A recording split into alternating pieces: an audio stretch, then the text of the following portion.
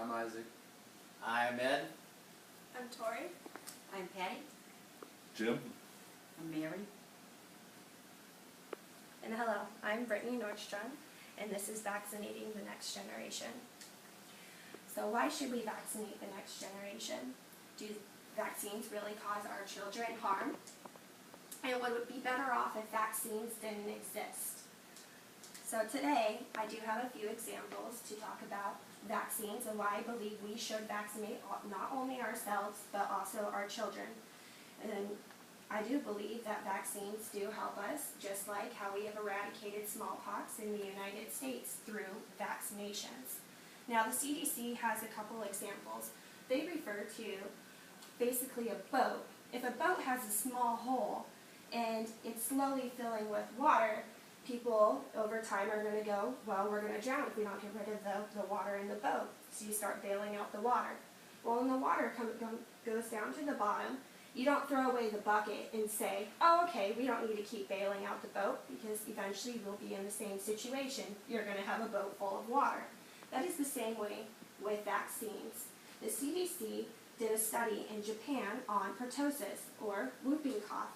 In 1974, Japan had a successful pertussis vaccination program, with nearly 80% of Japanese children receiving the vaccine.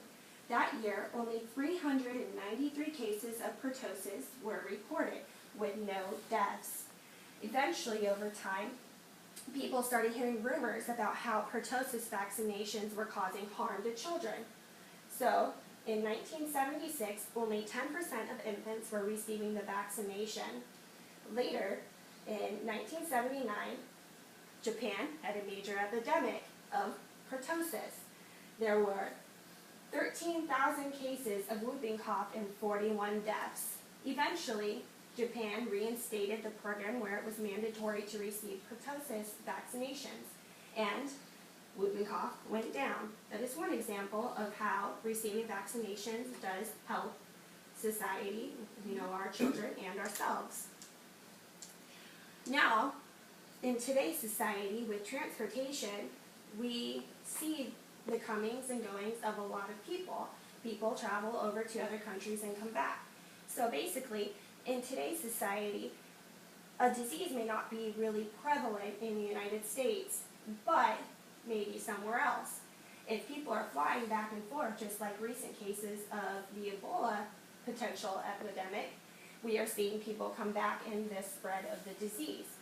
So if there is a preventable cure, why not receive it to not only protect ourselves, but our children that cannot potentially receive vaccines because they are old enough?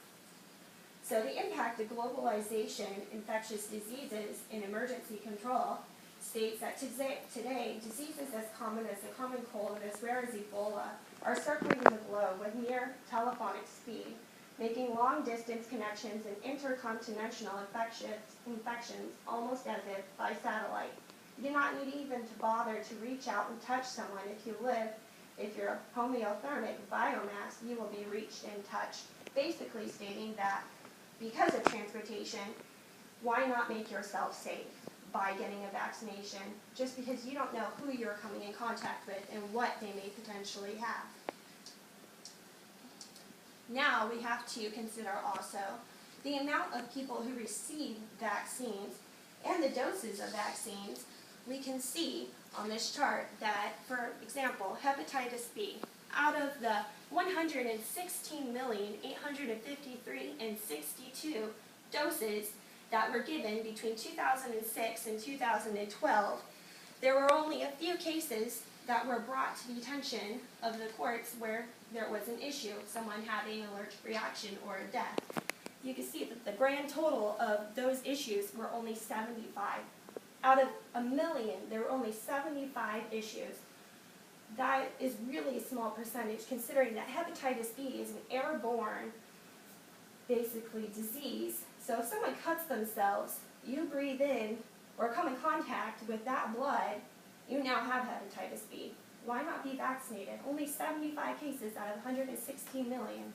That's really not that much. You should be protected, and that's one of the first vaccines that infants can receive. Also, we got to consider the young and the people who are autoimmune, who cannot receive vaccinations. The CDC says one group at high risk for contracting diseases is infants who are too young to be fully vaccinated. So today, I would like to say, please consider vaccinating yourselves and our children to protect ourselves and our future. Thank you.